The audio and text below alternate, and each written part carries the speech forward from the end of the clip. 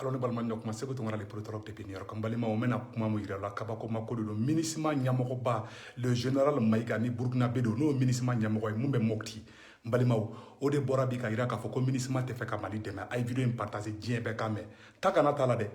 général ye kuma fo seko tongara bena kala aw ni ambe jambe kuma ina me nyoko fe no de fa na ni ko kibe Mali janfa Mali on anga ke Mali fe sa billahi Mali e baraka dugudi barkan tando de be ka Mali la goshi minisma nyamoko ba de bora bi ko minisma te ki clé Mali on yede ko sur ka solution be flene aw ni anga je anga la je ñoko fe balimaw. J'entends déjà parler de Hugo Savon. Pourquoi Hugo Savon? Moi je vais vous poser la question. C'est purement malien. Moi je ne veux même pas être à Hugo Savon. Je vous le dis haut et fort. Et quand j'ai l'occasion, je le dis à tout le monde. Moi je n'ai pas envie d'être à Hugo Savon parce que je n'ai que 2 petits bataillons de 850 personnes pour la prendre le quart de la superficie de Burkina Faso. Ma zone de responsabilité là, c'est le quart. Maintenant même, ce sera même plus parce qu'on vient de m'ajouter encore Ségou et puis Youalo et Ténémou. Je ne sais plus ce que je vais faire. Je n'ai que 2 bataillons, je vous le dis bien. 850 personnes du Sénégal, plus 850 personnes du Togo, qui sont à Penza. Ça fait 1700, moins de 2000 personnes. Moins de 1000 personnes. Pour sécuriser une superficie qui vaut le quart du Burkina Faso. Si vous regardez ce qui se passe au nord du Burkina Faso, j'espère que vous le savez, vous pouvez savoir combien de militaires, combien de groupements nous avons mis tout le long de la frontière. On en a jusqu'à 4 au moins. Et c'est des GTIA. Et les militaires maliens savent, quand je parle de GTIA, ils savent de quoi je parle. C'est de grande force. Ici, là, je n'ai que 2 petits bataillons pour sécuriser tous ces villages-là. Au Gustavo, c'est purement politique. Dounapen, c'est purement politique. Non, mais moi, vous savez, je suis comme vous, hein. Moi, j'ai pas une langue de bois et j'ai dit même à la MINUSMA, moi là, je suis général du Burkina Faso, MINUSMA ou pas MINUSMA, je vais continuer à vivre sur le général. Même quand je vais mourir, on va dire le général Maïga est mort. C'est clair. Je suis là, je dis pour la sécurité. Maintenant, j'ai des problèmes, c'est vrai. Et j'ai dit à la MINUSMA, je le dis haut et fort ici également, j'ai dit à la MINUSMA, ici là, si on veut vraiment régler les problèmes de sécurité, il faut nous envoyer des forces qui vont pouvoir, comment on appelle ça, attaquer les terroristes. Je l'ai dit. Non, mais vous êtes là, vous parlez. Je dis le même problème que vous avez. Moi, ça me fait mal au cœur. Ceux qui arrivent au Burkina, c'est parce qu'il y a des problèmes ici au Mali. Si ici au Mali, il n'y a pas de problème, je dis chez moi, je vais dormir tranquille. Ça fait plus de 4 ans que je ne peux pas aller dans mon village. Ma maman est décédée, je n'ai pas pu aller. J'ai une soeur qui vient de décéder il n'y a pas longtemps, je ne peux même pas partir. Pourquoi? Parce qu'il n'y a pas la sécurité ici. Parce qu'il n'y a pas la sécurité ici. Et parce qu'il n'y a pas la sécurité ici, ces mêmes gens sont également chez nous, également au Burkina Faso là-bas, au nord. Et ils sèment la merde. J'ai dit à son temps aux forces, moi j'étais clair avec lui, j'ai dit, ici là, il nous faut, ce qu'il nous faut, c'est pas MINUSMA tel que nous sommes là. Non, on est trop. Voilà.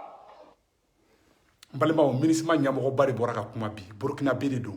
ale Burkina Bede a basele memokti akoko mikale ya demande minisma fe ko terroriste bo romi ku ka ta terroriste faga minisma nyamoko e français de no wo fa yana aw bela jele ya isanno se ko tongara te kuma ku fe sa e ala de ko ni kele bora barka deni barkantan dena abeto barka de halala de yere wolo den obimi ay bo 20 janvier anga France genga banfi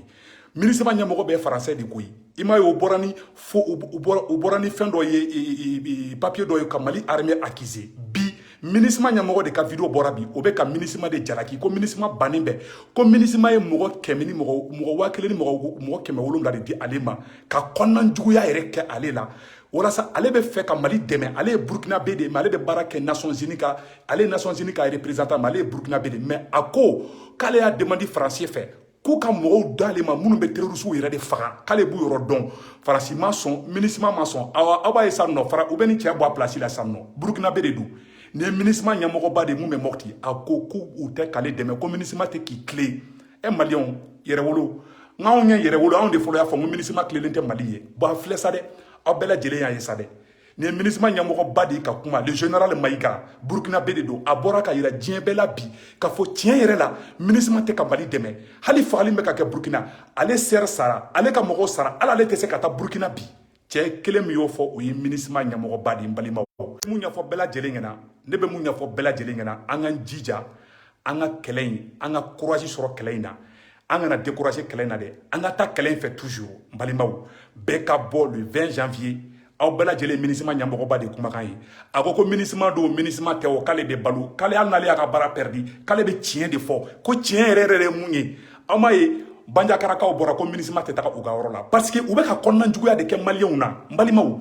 o tɛ nin cɛ kelen dɛ Niger président fana maliyɛnw an ka wuli sa a y'aw ɲɛ yɛlɛ sa maliyɛnw mɔgɔ de bɛ ka yira anw na don o don ko Faransi tɛ k'anw dɛmɛ MINUSMA ɲɛmɔgɔ bɛɛ Faransi de ye diɲɛ mɔgɔ de bɛ ka bɔ don o don ka yira anw na ko Faransi tɛ k'an dɛmɛ MINUSMA tɛ k'anw dɛmɛ Niger président fana delila ka na fɔ IBK ɲɛna à son temps o ka sɔrɔ IBK bɛ fanga la a y'a fɔ IBK ɲɛna ko mɔgɔ mɔgɔ bɛ fagali kɛ k'a bɛɛ bɛ bɔ Kidali de n balimaw an k'o yɔrɔ fana lamɛn. C'est simplement un acte de bravoure. Que le président Issou Mahamadou dise que le statut de Kidal menace la sécurité intérieure du Niger, c'est un corollaire, un postulat, une vérité inébranlable. Ce que beaucoup ignorent d'Issou Mahamadou, il ne parle pas dans l'air. Il a les preuves que certaines traquenards et attaques multiples pour nuire au Niger ont été préparées à Kidal. Donc, il y a des complicités. Le chef de l'État a eu le courage de l'affirmer à haute et intelligible voix. Mieux, il suggère la révision du statut de Kidal. La sécurité, a martelé Issoufou Mahamadou, est un bien mondial. Certains ont trouvé ce propos très tranchant. Eh bien, c'est une qualité qu'il faut reconnaître à l'enfant du Tandaji. Ce qui intrigue le président Issoufou, c'est qu'il y a des mouvements signataires des accords de paix d'Alger qui ont une position ambiguë. Oui, ambiguë. Pire, certains mouvements sont de connivence avec les terroristes. Balimaw aw bɛɛ lajɛlen ni kuma mɛn san nɔ mɔgɔ de bɛ bɔ dunan de bɛ bɔ don o don ka yira anw na an ka jamana dɔwɛrɛ tɛ koyi Niger président yira ko attaque fɛn fɛn bɛ kɛ Niger k'a bɛɛ bɛ bɔ Kidali de balimaw a dogolen tɛ bilen ko Mali ye barika jamana de anw yɛrɛ de fana k'an yɛrɛ kɛ maa ɲɛnamaw ye sa ne m'a fɔ an ka gabakurun ta an ka bere ta mais an ka bɔ hɔrɔnya ni danbeya la an ka Faransi gɛn ka bɔ an fɛ yen i t'o kɛ Asimi Goyita ye i t'o kɛ Bandaw ye i b'o k'i ka jamana kanu de la jamana kanu tɛ minnu dusukun na faso cilaw i n'a fɔ Bubu Sise n'a ka mɔgɔw olu bɛ fɛ ka faso ci de walasa Faransi ka fɛrɛ Mali ma olu de bɛ fɛ k'aw bila fili kɔnɔ maliyɛnw a ye wuli aw ka jamana bɔ Faransi bolo o ye bɛɛ ka devoir de ye i t'o kɛ président ye dɔw bɛ fɛ jamana tɔ ka bin de walasa k'a fɔ ko Bandaw dɛsɛra o bintɔ morikɛ min ko dugu ka ci a tɛ fɔ a n'a ka walaha kɔ aw bɛɛ lajɛlen ye MINUSMA ɲɛmɔgɔba o de bɔra bi ka yira aw la Burukina bɛɛ de don dɛ a ko k'ale tɛ Mali janfa ko awa ko maliyɛnw ko n y'a fɔ ɲɛna k'u ka mɔgɔw di kan ka taa terrorisiw faga k'u y'u ban a da y'a fɔ n bɛna segin a video yɔrɔnin kan aw ni an ka jɛ k'a lajɛ ɲɔgɔn fɛ o de kosɔn maliyɛnw an y'a fɔ na bɛɛ k'i préparer le 20 janvier bɛɛ ka bɔ le 20 janvier n balimaw an ka Faransi yɛrɛ de gɛn ka taa ka bɔ an fɛ yen a ye nin yɔrɔ lamɛn. Je suis là, j'ai dit pour la sécurité. Maintenant, j'ai des problèmes, c'est vrai. Et j'ai dit à la MINUSMA, je l'ai dit haut et fort ici également, j'ai dit à la MINUSMA, ici, là, si on veut vraiment régler les problèmes de sécurité, il faut nous envoyer des forces qui vont pouvoir, comment on appelle ça, attaquer les terroristes. Je l'ai dit. C'est ça. Non, mais vous êtes là, vous parlez. Voilà. Aw yɛrɛ y'a mɛn dɛ MINUSMA ɲɛmɔgɔ Burukina bɛ yen ale de Nations Unies représentant ye Mopti k'ale y'a fɔ MINUSMA ɲɛna k'a ye mɔgɔ di an ka taa terrorisiw faga ko problème bɛ ka kɛ Mopti ko o mɔgɔ kelen de bɛ ka taa Burukina bɛw fana faga a dusu tiɲɛna maliyɛnw mɔgɔw fagara muso kɔnɔmaw ka duguw cira Faransi bɛ fɛ de Faransi ye plan mun tracé Faransi ala de Faransi de bɔ maliyɛnw fɛn min Mali ye barika jamana de a fasoden jugu fɛn fɛn bɛ ka bɔ ka kule bi ok MINUSMA ɲɛmɔgɔba kumana bi aw t'a fɔ ko fana bɛ ka Asimi Goyita dɛmɛ aw t'a fɔ ko fana bɛ ka Bandaw dɛmɛ hasidiya ɲɛngoya fasoden juguya u tɛ fɛ ka hali u faso bɔ jugu la u bolo n'u y'o ɲumanya mun kɛ o niveau ka na Mali la o tɔgɔ bɛ di Bandaw de ma u bɛ fɛ Mali bɛɛ ka ci da k'a fɔ ko Bandaw nɔ don hali ni MINUSMA ye ko min kɛ n'a ma ye u b'a fɔ ko ayi ko MINUSMA tɛ ko Bandaw de don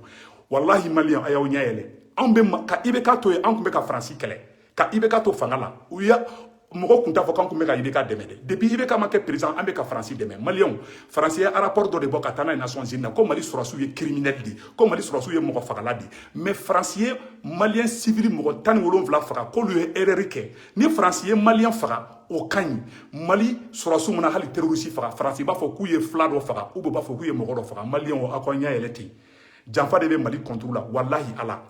ne b'a ɲini aw fɛ a ye wuli a ka kan faso fɛ an ka kan faso fɛ an ka kan ka armée fɛ an ka armée soutenir u bɛ fɛ k'an ka armée décrédibiliser de k'an ka armée diaboliser ka diɲɛ bɛɛ la ban Mali armée la n'o kɛra u ye Kidali minɛ cogo min na u bɛ taa Mopti fana minɛ o cogoya la bilahi ala n balimaw n b'o ɲɛfɔ aw ɲɛna bi dɛ u ye Kidali minɛ cogo min na dɛ ka taga ONU sɔrɔsiw bila yen ka taga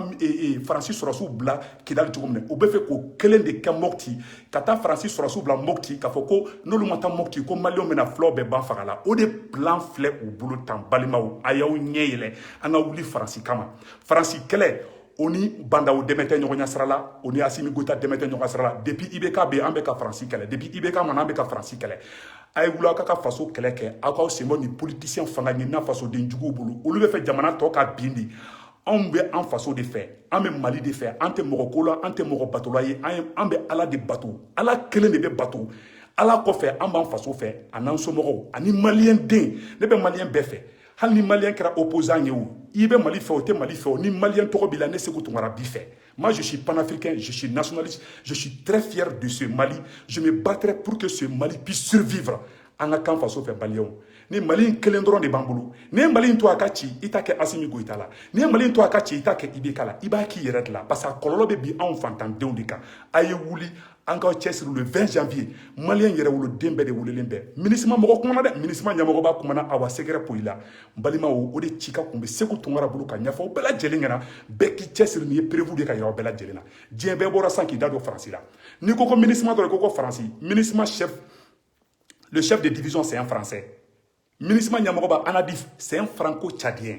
donc a bɛ Faransi ka baara de la MINUSMA ɲɛmɔgɔ bɛɛ ye Français de u bɛ fɛ k'an ka sɔrɔsiw lagosi u y'an ka sɔrɔsiw tɔgɔ tiɲɛ ko y'an ka sɔrɔsiw ye mɔgɔ fagalaw de pour que dɔrɔn Mali a ka fɔ dɔrɔn ko Mali armée tɛ se Mali kɔrɔ ko Faransi ka to yan nɔ an b'a ye u bɛ ka commencer ka na ni anglais ka sɔrɔsiw ye anglais ka sɔrɔsi 300 de nana semaine passée la u bɛ ka na ni allemand ka sɔrɔsiw ye u bɛ ka na ni sɔrɔsi fɛn ka na Espagne Italie olu bɛɛ bɛ ka sɔrɔsi bila ka na Mali la walasa ka Faransi de dɛmɛ Maliens an fana k'an ka armée dɛmɛ sa an ka armée kɛra gɔn kelenna bila de fasoden jugu bɛ k'an ka armée diaboliser ka Malien den jugu minnu bɛ yen nɔ olu de bɛ ka Faransi sago kɛ walasa Mali armée ka diaboliser parce que ni Mali armée y'a yɛrɛ sɔrɔ u bolo tɔgɔ bɛ di bandaw de ma i t'o kɛ bandaw ye i b'o kɛ i yɛrɛ de ani faso ani fa ni ba min bɛ Mopti ani fa ni ba min bɛ Kati ani fa ni ba min bɛ dugu wɛrɛw la Maliens an ka kan faso fɛ hali an minnu bɛ Amérique yan bilahi aw hinɛ de bɛ anw na an bɛ dumuni kɛ hakɛ min y'an jatugu mais an balima minnu bɛ ka sɛgɛn Mopti o de bɛ k'an tɔɔrɔ Ala ka hɛrɛ kɛ Mali ye an ka bɔ le 20 janvier an ka faso bɔ bolo la tiɲɛ yɛrɛ la aw bɛɛ lajɛlen na ce n'est plus caché vive le Mali à bas les traîtres